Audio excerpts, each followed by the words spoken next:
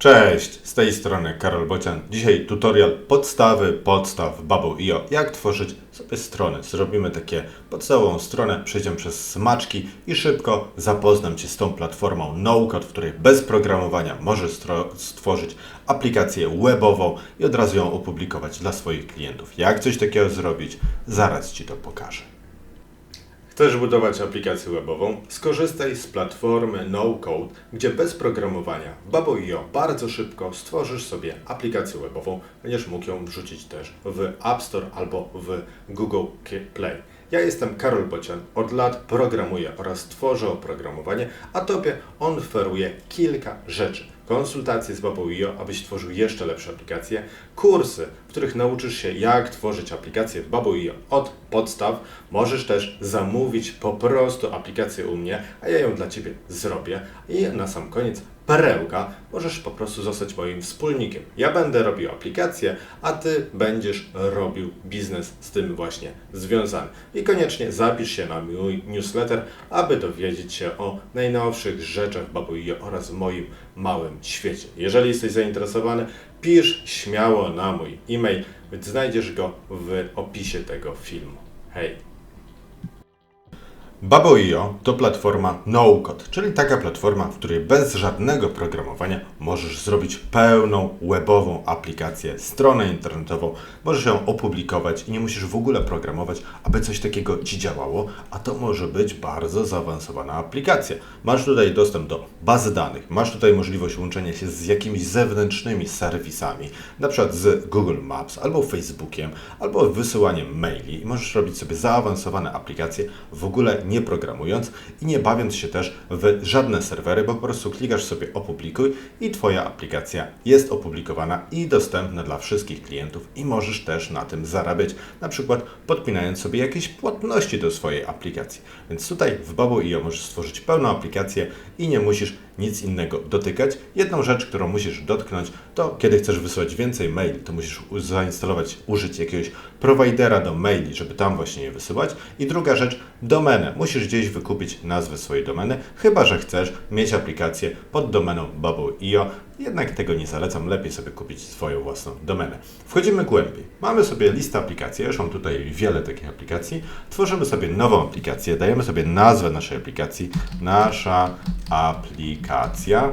Klikamy Get Started, czekamy chwileczkę, aż nam się wszystko załaduje. Na początku skorzystamy sobie z darmowego planu, w ogóle nawet nie tego takiego darmowego na 14 dni, bo też mamy taką możliwość, wtedy przez 14 dni używamy jakby płatnego planu, ale za darmo. My użyjemy w ogóle podstawowych funkcji, to sprawi, że nie będziemy mogli zdeployować od razu aplikację, ale jak przez na przykład 4-5 dni będziemy sobie tworzyli naszą aplikację, to nie korzystamy z tego 14 dni, więc później jak już skończymy naszą aplikację, możemy kliknąć 14 dni trial i wtedy opublikować naszą wersję.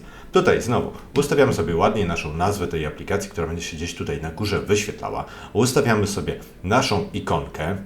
To możemy sobie wybrać tutaj coś innego tutaj wgrać. Ona tu będzie się nam też wyświetlała. Przechodzimy sobie dalej, bierzemy sobie jakąś czcionkę, która nam się bardziej podoba. Bierzemy dalej, zmieniamy sobie podstawowe kolory naszej aplikacji, więc możemy sobie tutaj powybierać coś innego. One później się nam zapiszą na stałe, więc będą tak inaczej wyglądały. Na przykład coś takiego. Tutaj możemy czerwony sobie zmienić i tak dalej, więc te wszystkie kolory możemy sobie ustawiać. Zobaczcie, widać, tu się wszystko od razu zmienia na podglądzie. Nie wszystko oczywiście to, co ustawiam, jest piękne, ale chcę Ci pokazać, jak to wygląda. Sobie to ustawiamy. Następnie dogrywamy sobie pluginy, jeżeli już wiemy, że coś z czegoś chcemy skorzystać. Na przykład mówiłem o Stripe, więc tutaj do płatności możemy od razu sobie to zainstalować. Może też będziemy chcieli się połączyć z Facebookiem, więc od razu też możemy go sobie zainstalować. I przechodzimy dalej, budujemy naszą aplikację. Co my tutaj mamy? Tu na górze mam po prostu różne strony naszej aplikacji, bo wiecie, aplikacje mają różne strony i podstawowa aplikacja w Bubble, która jest stworzona na dzień dobry, ma stronę główną, czyli indeks, ma stronę do resetowania hasła i ją trzeba troszeczkę zedytować, zrobić, żeby nam się podobała i mamy stronę 404, czyli jak ktoś wpisze zły troszeczkę adres naszej strony, a my takiej strony już tutaj u siebie nie mamy, to po prostu przekieruje tu automatycznie Bubble na tę stronę i powie, hej, niestety, ale się nie udało, więc tę stronę też warto zedytować, żeby troszeczkę inaczej wyglądała.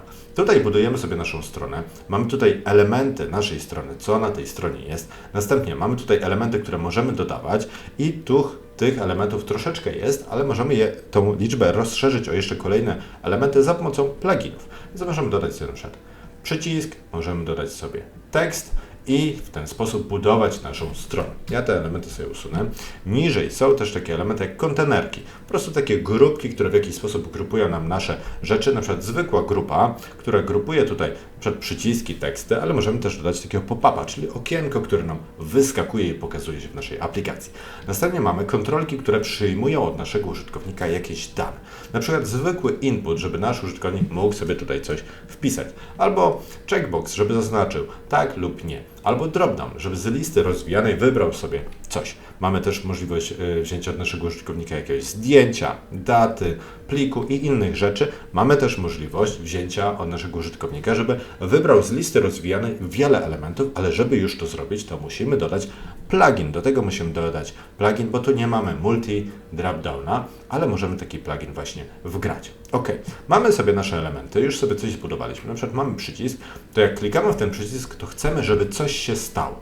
I to dzianie się jest robione w workflow. Możemy przejść to w ten taki sposób, że klikamy sobie przycisk, jak ktoś kliknie w przycisk, to robimy add workflow i robimy tutaj jakąś akcję. Na przykład idziemy do strony na przykład z resetowaniem hasła. Albo możemy sobie to usunąć i dodać sobie znowu tutaj ręcznie od nowa taki workflow, taką akcję i działa to na zasadzie, jeżeli coś się stanie, jeżeli ktoś kliknie na przykład w przycisk A, to następnie robimy coś. Zobaczcie, tu jest when, jeżeli coś się stanie, to wtedy tu dzieją się akcje. I co może się dziać? No może się dziać wiele rzeczy. Możemy robić jakieś rzeczy w bazie danych, możemy wysyłać maile, możemy przyjmować płatności, możemy robić coś z naszym kontem, może rejestrować albo wysyłać magiczny link do zalogowania się naszemu użytkownikowi. Możemy przechodzić do różnych stron, możemy zbierać jakieś analityki, jeżeli dogramy sobie oczywiście jakieś pluginy. Możemy działać na jakichś elementach, które mamy na naszej stronie, na przykład ukryć tekst albo pokazać.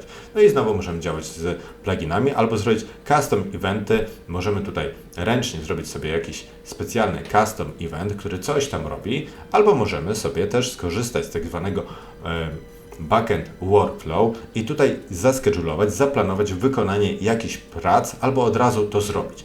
Backend workflow, żeby zrobić, musimy w ustawieniach sobie odklikać, że chcemy coś takiego mieć, więc tutaj wchodzimy sobie i włączamy backend workflow. Żeby je włączyć i żeby działały, musimy mieć płatną już wersję i następnie możemy je sobie wołać. One odpalają się na serwerze Babbla i są do tego, żeby robić jakieś prace, które dłużej trwają, na przykład nie wiem, zebranie danych, a później wysłanie maila z tym wszystkim i coś takiego możemy też właśnie uruchamiać, odpalać przy kliknięciu w przycisk.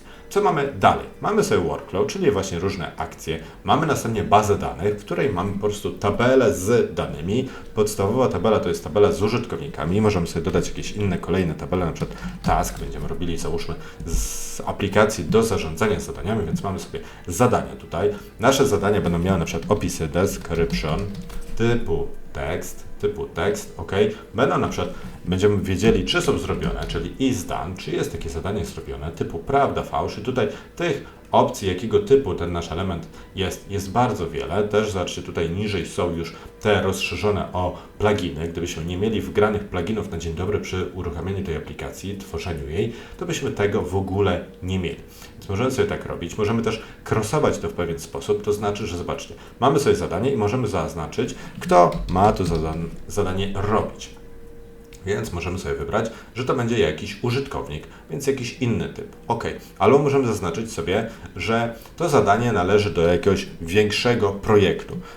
A ten projekt to też jest jakieś zadanie, więc możemy sobie zaznaczyć, że to jest zadanie typu epic, więc na przykład epiciem dla tego zadania jest inne zadanie i tutaj możemy sobie robić taką relację. Kolejna zakładka tutaj to są po prostu reguły prywatności i określamy sobie tutaj w przypadku użytkowników, kto co może widzieć z tej tabeli. I mówimy o użytkownika, to może widzieć tylko swój użytkownik, czyli ja mogę widzieć tylko swoje dane, ale ja nie mogę zobaczyć innych użytkowników. Tu jest zaznaczone, że this user, ten właśnie użytkownik, ten wiersz w bazie danych jest widoczny tylko dla tego użytkownika i w ramach tego są widoczne wszystkie pola, mogę go szukać w wyszukiwarkach, mogę widzieć jego też pliki.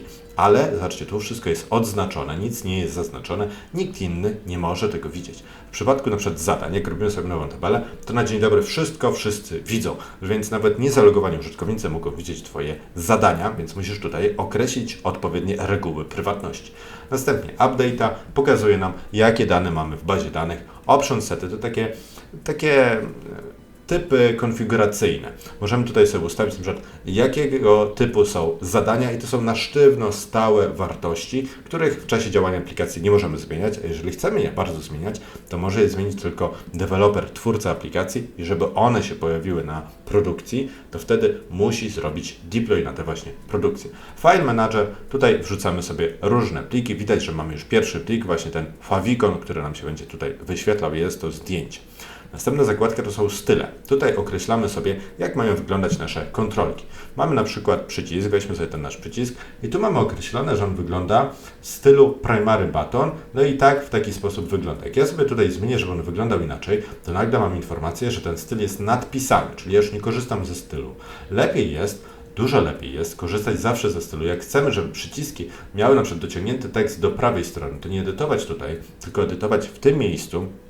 O tutaj właśnie w stylach, znaczy przeszliśmy znowu do styli, tutaj lepiej jest to edytować, dlatego że jak zrobimy sobie wiele przycisków, w których chcemy mieć teksty do prawej dociągnięte i w każdym z nich będziemy edytowali w ten sposób, że tutaj będziemy klikali, to potem jak jednak zmienimy zdanie i będziemy chcieli, żeby były do lewej dociągnięte, to będziemy musieli znaleźć te wszystkie przyciski, których tekst sobie przestawiliśmy. A tak, jak mamy wiele przycisków i wpadamy na pomysł, ja chcę mieć teksty właśnie do prawej strony, to edytuję sobie styl, pyk. I teraz wszystkie te nasze, zobaczcie, przyciski mają tekst po prawej stronie. Jak jednak chcę, żeby były z powrotem na środku, klikam sobie tutaj znowu w stylu i zobaczcie, wszystkie mają w środku ten tekst. Więc jak edytujemy sobie wygląd przycisków albo jakieś takie podstawowe zachowania, bo też jest taka możliwość, że jeżeli coś się stanie, na przykład ktoś najechał na ten przycisk, to zmieniamy sobie jego tło, to też tutaj w stylach to robimy. Dzięki temu nasza aplikacja wygląda spójnie, bo wszystkie przyciski, wszystkie elementy wyglądają tak samo, a jednocześnie nie daje nam więcej pracy, bo w jednym miejscu sobie to wszystko edytujemy jako deweloper. Następna zakładka to właśnie te pluginy. Tutaj możemy rozszerzać możliwości naszej aplikacji o kolejne rzeczy i już kilka tych pluginów zainstalowaliśmy sobie tworząc aplikację. Następna zakładka to są po prostu ustawienia. Tutaj mamy informacje o planie naszej aplikacji i podstawowe rzeczy, jakieś ustawienia z domeną, to warto jest wypełnić, oraz z mailami, to również warto wypełnić. Ustawienia z językami, na przykład jaki język jest głównym językiem naszej aplikacji, więc na przykład w naszym przypadku może to być polski, więc wybieramy sobie PL i wtedy tutaj jak zobaczymy sobie, będziemy mieli różne przygotowane przez Babla już wiadomości, które gdzieś są wykorzystywane w aplikacji, w zależności od tego, co robimy. Niech wszystkie będą wykorzystane i możemy je sobie w jakiś sposób zedytować, bo chcemy, żeby nasza aplikacja brzmiała trochę inaczej dla naszego użytkownika. Tutaj ustawiamy jakieś dane związane z SEO, tutaj z tym naszym API, że na przykład pozwalamy na to, żeby mieć backendowe workflow, żeby tam też się coś działo. Następnie mamy możliwość rozszerzenia naszego zespołu o kilka innych osób, więc sobie tutaj dodajemy. Sub-apps są dla zaawansowanych już opcji. Tutaj mamy informacje o wersjach, bo z czasem Babo po prostu dogrywa nowe wersje, polepsza swoje aplikacje, ale nasza aplikacja, jak już została zrobiona w wersji jakiejś, na przykład w której mamy tu wersję 29, to musimy ręcznie sami już później zupdate'ować tą wersję do wyższej, po to, żebyśmy też sprawdzili, czy jak zupdate'owaliśmy się do wersji na przykład 30, bo taka się pojawiła, czy nasza aplikacja działa cały czas dobrze, czy się jednak coś nie zepsuło. Dlatego tutaj ręcznie trzeba update'ować wersję. No i tu mamy informacje o powiadomieniach, żebyśmy też wiedzieli, czy na przykład nie zużyliśmy już za dużo zasobów Babla i czy nie będziemy musieli za chwilę zapłacić albo zrobić coś innego, podjąć jakąś akcję, więc tutaj możemy ustawić sobie, że chcemy mieć takie notyfikacje, takie powiadomienia od Babla, na przykład na maila. I ostatnia zakładka to zakładka z logami. Tu widzimy, co dzieje się w naszej aplikacji, jakie są dokładnie logi. Możemy sobie poszukiwać na przykład po konkretnym mailu, po konkretnym Janie Kowalskim, co on robił w naszej aplikacji w przeciągu na przykład ostatnich 2 minut. A tutaj mamy scheduler, czyli mamy tutaj informacje o jakichś pracach, które zaplanowaliśmy w naszej aplikacji, ale nie chodzi mi o to, że mamy sobie zaimplementować jeszcze stronę rejestracji, tylko że na przykład planujemy sobie, jak ktoś się zarejestruje, to wyślemy mu maila po 2 dniach, żeby przypomnieć mu, żeby wszedł i się jeszcze raz zalogował i te akcje po prostu tutaj musimy w jakiś sposób zaschedulować, to już pokazywałem wcześniej, jak klikaliśmy w ten nasz baton tutaj, to mogliśmy sobie zrobić schedule na danym elemencie i mogliśmy naszą jakąś pracę wykonać. Czyli tutaj ktoś się rejestruje, a my planujemy, żeby za 3 dni mu wysłać maila, więc robi schedule API workflow i tutaj wybieramy sobie to właśnie wysyłkę maila, a później takie zaschedulowane elementy, takie prace będziemy widzieli tutaj w tym miejscu. To, co jeszcze warto jest wspomnieć, to to, że teraz patrzymy sobie cały czas na środowisko deweloperskie naszej aplikacji, takie testowe. Jak zrobimy preview, to zobaczymy, że tu jest version test, widzimy po prostu to, co dzieje się na teście naszej aplikacji i tutaj patrzymy na joby, patrzymy na logi, patrzymy na bazę danych z wersji testowej. Ale możemy też patrzeć, co dzieje się na wersji produkcyjnej naszej aplikacji. Wystarczy kliknąć Switch to Live Database i wtedy zobaczymy, jak nasza aplikacja i co ona zawiera teraz, co się w niej teraz dzieje na wersji produkcyjnej. Żeby zrobić wersję produkcyjną, zdeployować naszą aplikację na wersję produkcyjną, na produkcję, to musimy raz, że jakoś zupgrade'ować nasz plan w Bablu na wyższy, na przykład zapłacić $32 za miesiąc, albo skorzystać z tej wersji trialowej i wtedy jak mamy już opłacone, jesteśmy na tym wyższym planie, to klikamy sobie po prostu deploy na produkcję, wybieramy sobie jakieś tam jeszcze informacje się zapisuje, co deployujemy i to leci sobie na produkcję i wtedy nasza aplikacja nie jest pod URL-em version test, tylko ona jest na zwykłym URL-u bez tego version test w ten sposób. Tu jeszcze w tym URL-u było widać debug mode, to ona mówi o tym, że jesteśmy teraz w takim w takim widoku, gdzie debugujemy. Dzięki temu mamy tutaj na dole jakieś różne takie przyciski, na przykład, że w zwolnionym tempie będziemy widzieli, że jak klikniemy sobie w przycisk, to dzieje się to i to, w zależności co mamy w tym naszym workflow przypięte do tego przycisku. Mamy też możliwość po prostu iść krok po kroku i sobie podglądać, co się dzieje w naszej aplikacji. Możemy też podejrzeć sobie, co dzieje się dokładnie, nie wiem, na przykład z przyciskiem A i zobaczyć jego różne ustawienia. Dlaczego on się tak wyświetla, a nie inaczej, jakie warunki są gdzieś tutaj poustawiane. Więc to wszystko możemy sobie tutaj sprawdzać. No i robimy sobie naszą aplikację. Tą naszą aplikację możemy robić troszeczkę jeszcze szybciej, używając komponentów. Jeszcze to Ci pokażę i kończymy już ten szybki tutorial. Po pierwsze, robimy sobie layout tutaj na column, ok. Ustawiamy tutaj components. Widzimy sobie, że jeszcze nam mówi, żeby użyć tych komponentów, to musimy zainstalować jakieś potrzebne pluginy, więc instalujemy je sobie, ok.